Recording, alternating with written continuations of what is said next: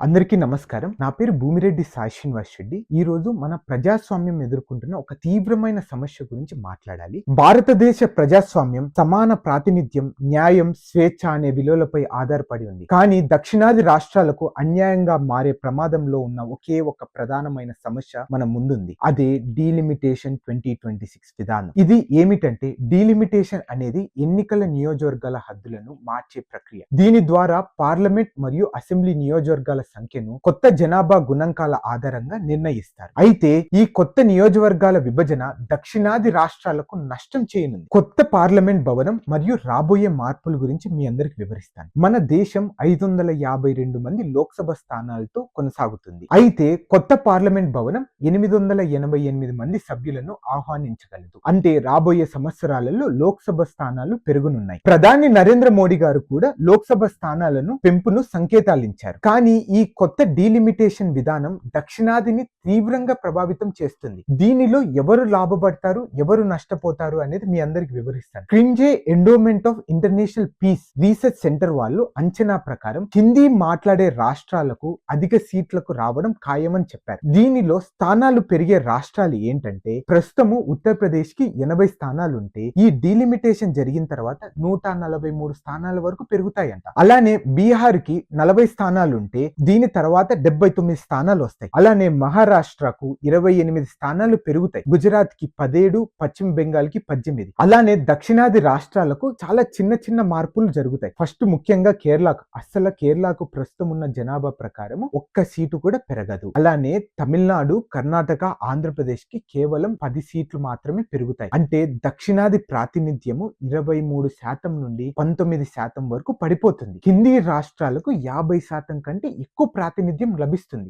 దీని అర్థం ఏంటంటే భవిష్యత్తులో హిందీ మాట్లాడే రాష్ట్రాలకు అధిక ప్రాతినిధ్యం వస్తే ఏ ప్రభుత్వం వచ్చినా దక్షిణాదిని ప్రశ్నించుకునే పరిస్థితి ఉండదు. అంటే ఏ చట్టాన్నైనా వాళ్ళు సవరించే హక్కు, అధికారం వాళ్ళ చేతిలో ఉంటాది అన్నమాట. మనం ఓట్లు వేసినా వేయకపోయినా వాళ్ళు చట్ట సవరణలు చేయగలరు. ఇక్కడ ప్రధానమైన సమస్యలు ఏంటంటే జనాభా నియంత్రణ పాటించిన దక్షిణాది రాష్ట్రాలను శిక్షించినట్లు అవుతుంది. దీని అర్థం ఏంటంటే మనము పాపులేషన్ ని చాలా కంట్రోల్ చేశాం. పార్లమెంట్ లో ఎక్కువ మంది ఎంపీలను పంపగలిగిన హిందీ రాష్ట్రాలు ప్రభావం చూపుతాయి. అలానే భవిష్యత్తులో దక్షిణాది అభివృద్ధికి తగిన ప్రాధాన్యత ఇవ్వబడదనే భయం చాలా ఉంది నాలో. అలానే ఒక వ్యక్తికి ఒక సీటు విలువ అనే న్యాయాన్ని పూర్తిగా భంగం కలుగుతుంది. దీనికన్నా ముఖ్యమైన విషయం ఆలోచించాల్సింది ఏంటంటే ఈ మధ్య మన ముఖ్యమంత్రి నారా చంద్రబాబు నాయుడు గారు అలానే తమిళనాడు ముఖ్యమంత్రి స్టాలిన్ గారు కూడా మనకు పాపులేషన్ పెంచాలి అనేది మనకు అందరి హేళనగా చూస్తున్నారు. కానీ దానిలో ఉన్న ప్రాముఖ్యత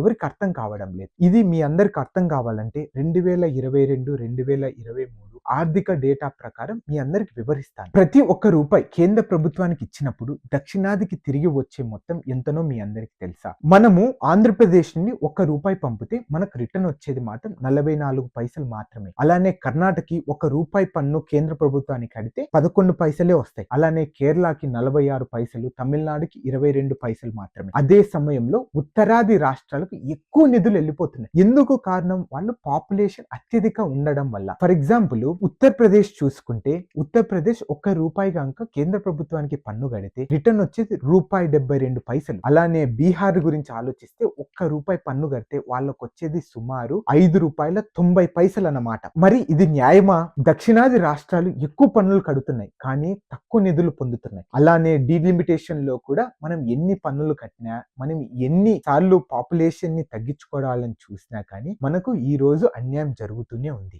దీనికి పరిష్కార మార్గాలు కూడా నేను చాలా రీసెర్చ్ పేపర్లు చదివి మీ అందరికి వివరిస్తాను. మొదటిది రాజ్యసభలో సమకూల్యత అంటే వెయిటెడ్ రిప్రజెంటేషన్ అనేది ఇవ్వాలి. అమెరికా మాదిరిగా ప్రతి రాష్ట్రానికి సమాన ప్రాతినిధ్యం ఇవ్వాలి. జనాభా కాకుండా రాష్ట్రాల ప్రాముఖ్యత ఆధారంగా రాజ్యసభలో సీట్లు ఇవ్వాలి. అంటే ప్రతి రాష్ట్రానికి 2 సీట్లు, అంటే ఆంధ్రప్రదేశ్ కి 2 సీట్లు ఇవ్వచ్చు, ఉత్తరప్రదేశ్ కి 2 సీట్లు ఇవ్వాలి, అలానే మణిపూర్ కి 2 సీట్లు ఇవ్వాలి. అలానే కొత్త సీటు పంపిణీ విధానం, అలానే జనాభానే కాకుండా జీడిపి అభివృద్ధి లక్ష్యాలు కూడా పరిగణించాలి. ఈ డీలిమిటేషన్ అనేది జనాభా ప్రాతినిధ్యం మాత్రం జరగకూడదు. ఇది చాలా వివిధమైన ఫ్యాక్టర్స్ కన్సిడర్ చేసి డీలిమిటేషన్ జరగాలి. దాని దానిలో జీడిపి గాని అభివృద్ధి లక్షణాలు కూడా పరిగణించి ఈ డిలిమిటేషన్ జరగాలని నా మనవి. ఇలా చేస్తే అభివృద్ధి చెందిన రాష్ట్రాలు, ముఖ్యంగా దక్షిణాది రాష్ట్రాలు నష్టపోకుండా ఉంటాయి. లోక్సభ స్థానాలను పెంచడం. మొత్తం లోక్సభ స్థానాలు 848 వరకు పెంచితే ఏ రాష్ట్రం కూడా తన ప్రాతినిధ్యం కోల్పోదని నా అంచనా. అలానే రాజ్యసభకు ప్రత్యక్ష ఎన్నికలు కూడా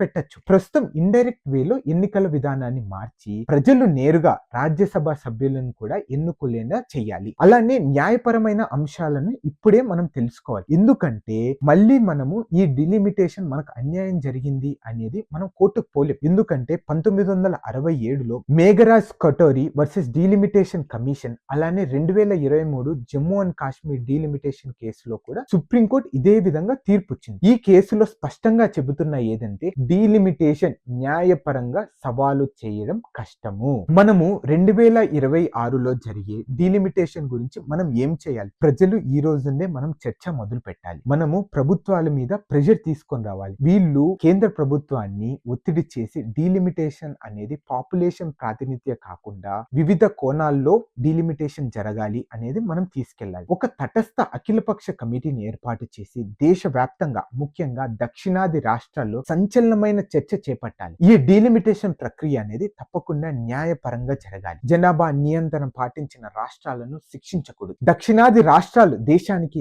ఆర్థికంగా సహకరిస్తున్నాయి, కానీ తక్కువ ప్రాతినిధ్యం రావడం అన్యాయం. మీ అందరికీ ముగింపులో ఒక విషయం చెప్పాలనుకుంటున్నాను. భారత ప్రజాస్వామ్యం దృఢంగా నిలవాలంటే సమతుల్యత పాటించాల్సిందే. దక్షిణాది రాష్ట్రాలకు సరైన ప్రాముఖ్యత వస్తేనే భారత ప్రజాస్వామ్యం దృఢంగా నిలబడినట్టు అర్థం. Thank you.